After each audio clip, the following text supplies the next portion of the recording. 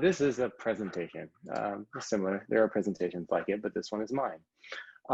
So it's called Reflections on Implementation of Technology and Globally Possible Change in that sense. The title's kind of boring. The slides are kind of boring. It's because I'm kind of boring.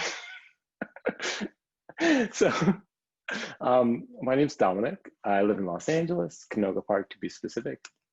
I work at Intuit as a senior software engineer, specifically on QB Cash, which is sort of the banking cash platform of Intuit and QuickBooks. I have 3 kids, Nuri, Aaron, and Amara. They're 4, 4, and 2, so twins. I'm a member of the Baha'i Faith, which is a religious group which believes in the oneness of mankind and equality of men and women. And I really love TDD, extreme programming, DevOps, and anything that has sort of a technology excellence at its core. You know, doing something really well is a huge passion of mine.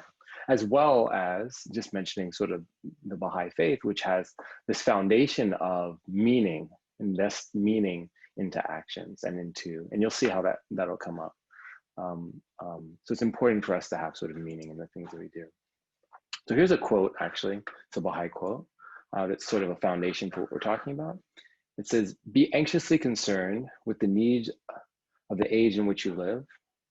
Be concerned and center your deliberations on its exigencies and requirements." You guys can see that?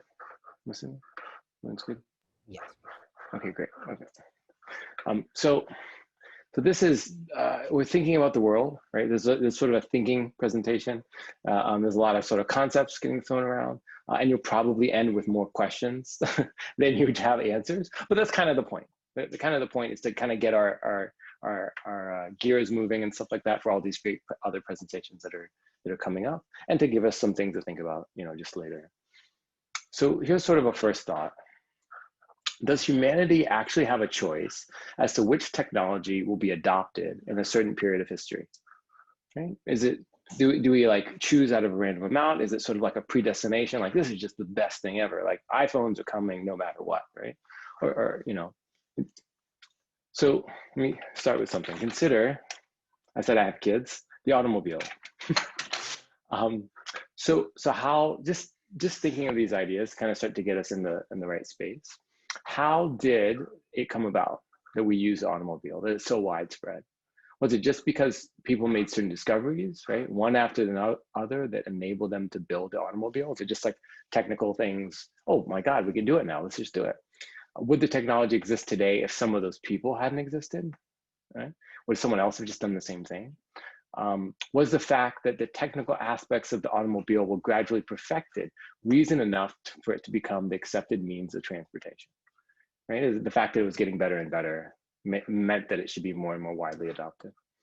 And we actually are not going to go into the answer to these questions, but it starts to get us in the idea of like what we're talking about, what we're thinking about as far as the implications of technology, right? So first, starting out, what are some Western technology values? Obviously, I'm like throwing out, you know, I say Western, and it's like, okay, what are you after? Okay, but let's just go with it. So one of them is efficiency, right? I think we all kind of feel it to be true. So like minimizing inputs, maximizing outputs, you know, productivity, that idea. That's what technology helps us with. Another value that maybe we don't think of as much is this problem solving by reduction. Right? So I've got a big thing, make it smaller and smaller and smaller. And I solve that piece, I solve this piece, I solve this piece, and I combine it. It's a composition way of thinking of things. An abstracted means to an end. So that is to say, my iPhone connects to this, connects to this, connects to that. How it works is abstracted to me, right? And that's one of the powers and values within technology, is to abstract away how something happens as to what actually happens in the end. And then some other values is this ability to resolve social challenges. And that comes up in various things of like, you know, there's an app for this, there's an app for that, right? So diving into some of these a little bit more. So efficiency, minimizing inputs and outputs. This can actually result in a failure to recognize negative externalities, right? So if you were looking at your inputs in one way, you may think that environmental impact is actually not part of the input or the output. It's just an externality. It's something that happens, but isn't necessarily something that goes into this productivity calculation. And a lot of the negative economic environmental impacts of technology has been due to this efficiency calculus that's done without considering these externalities, right? Which in future legislation and stuff like that became more sort of pertinent. Another is this problem solving by reduction. And so in this idea, you have this expert takes a step back, looks at what's going on, breaks it up into different pieces, and then solves each piece in the most efficient way, and then recombines it. And that becomes like your strategy and your policy, right? Not like a terrible way to do it. I studied physics. It's a pretty nice way to do some things, but there is sort of some issues, right?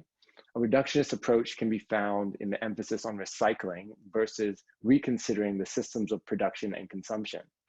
The former is obviously easier to pursue than the latter, right? So rather than sort of reconceptualize, why do we have all this stuff?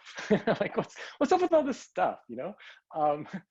It's a lot easier to figure out sort of a technical approach of how to take some of that stuff and recombine it into, you know, not to say that recycling is particularly easy in any sort of way, but by the fact that there are many places to recycle, and there isn't a lot of forward progress in this idea of considering production and consumption.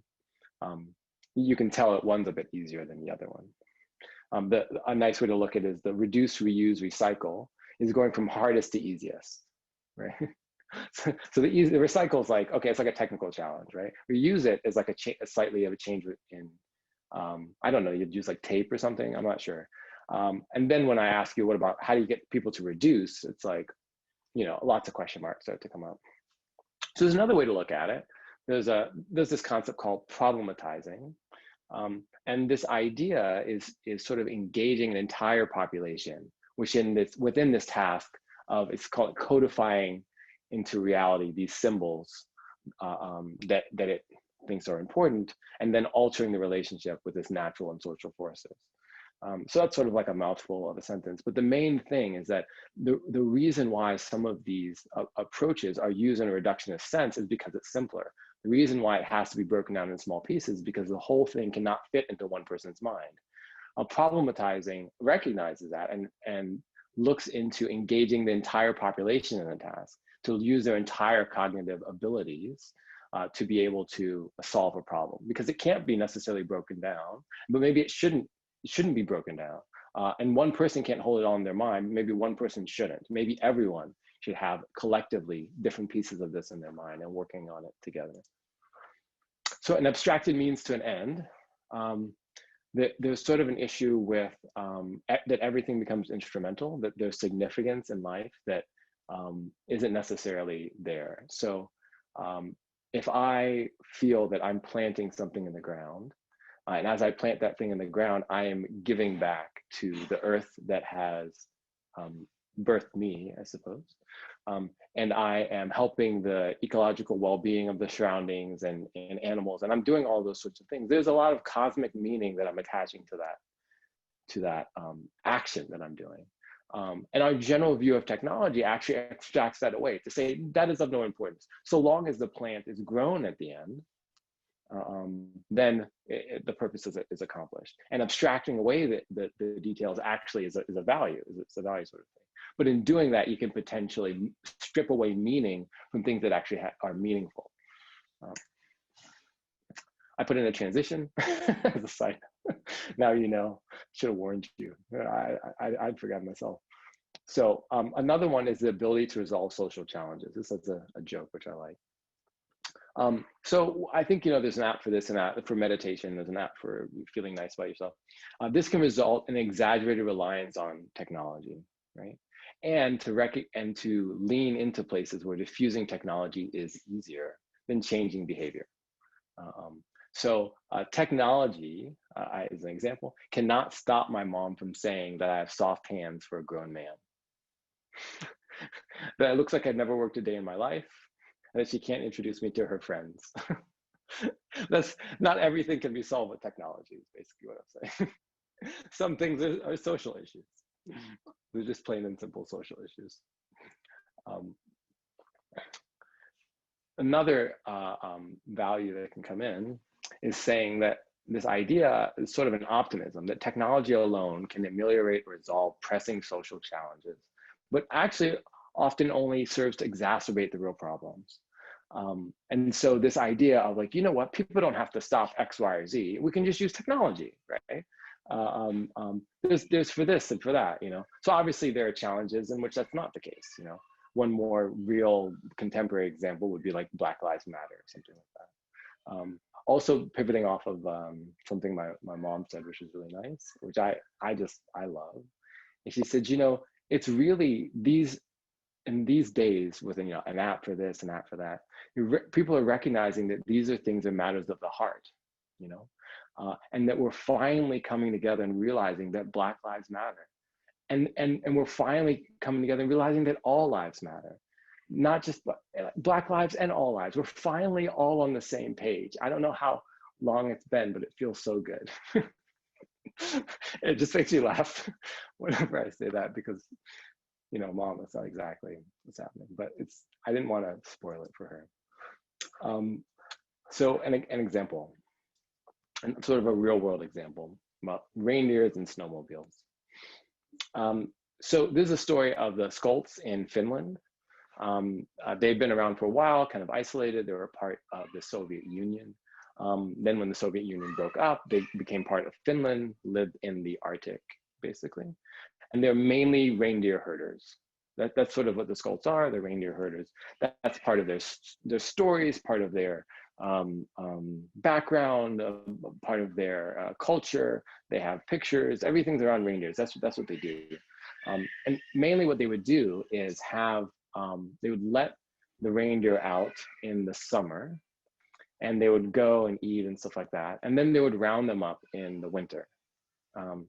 And in the winter, they would go out and they would have skis and they would have sleds and they would kind of round them up, so to speak. And each time they went out, it took maybe like 2 or 3 weeks to kind of gather a bunch of reindeer. And all the reindeer came back and they kind of walked with the reindeer back, you know, and sort of herded them, but sort of just kind of like gently, like, hey, what's up? Like come on back, and brought them back. And then once they came back, they sort of stayed and hung out in that area. So once, at some point, someone actually bought a snowmobile. And he thought, oh, this will be great. Now, it was actually a teacher, and it had nothing to do with reindeer. She wanted to travel faster. But in introducing the snowmobile, lots of things started to change. Right? People started to realize that snowmobiles were actually great for reindeer herding. Something that used to be a very straightforward, simple, connected thing, which actually took 2 to 3 weeks. Now is a lot faster, right? It took, you know, 2 days or 3 days. Right? You could do it a lot faster. Traveling between places became a lot faster. There's a lot of efficiency that was gained by it.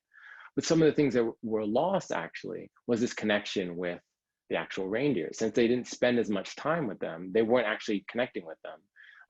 They actually sort of de-domesticated the reindeer. Previously, they were all sort of connected, but out of this fear of this anxiety of driving them faster and faster and this need for efficiency, the reindeer started to run away. They started running up into the mountains where they couldn't follow them. And over time, more and more reindeer did this.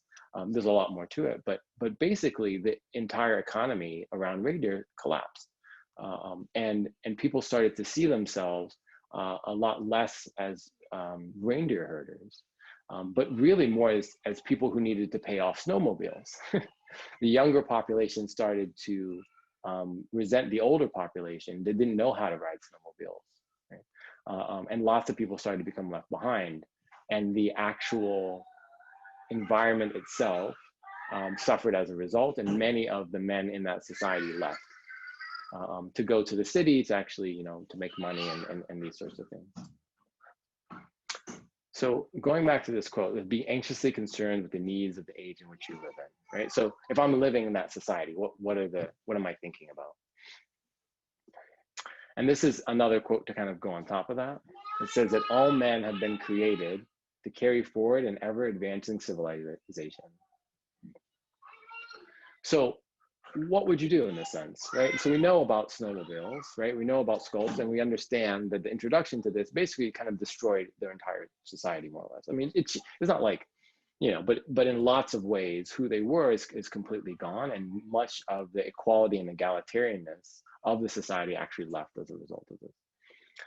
We also know that there's no escape into this fantasy of like a simple life, right? So there's no idea of like, we just throw away technology and then, okay, everyone's great now. And that goes back to this quote we were looking at a second ago, that we've been created to carry forward an ever advancing civilization. So as we are trying to do better, it's going to take more and more. There's no kind of going back, right? Based off of this goal that we have to make things better.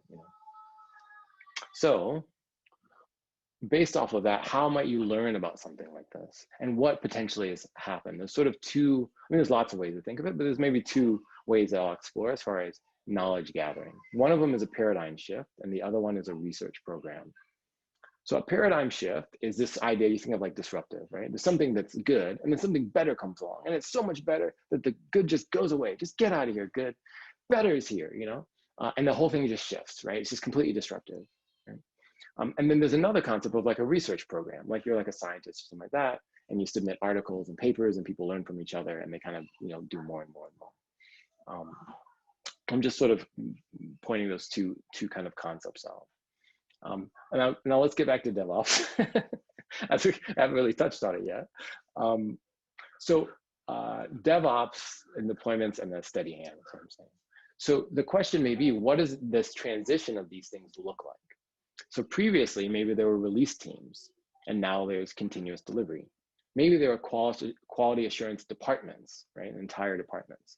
And now there's test automation. Maybe there are physical servers, and now there's like Kubernetes, right? There's ops engineers, there's DevOps engineers.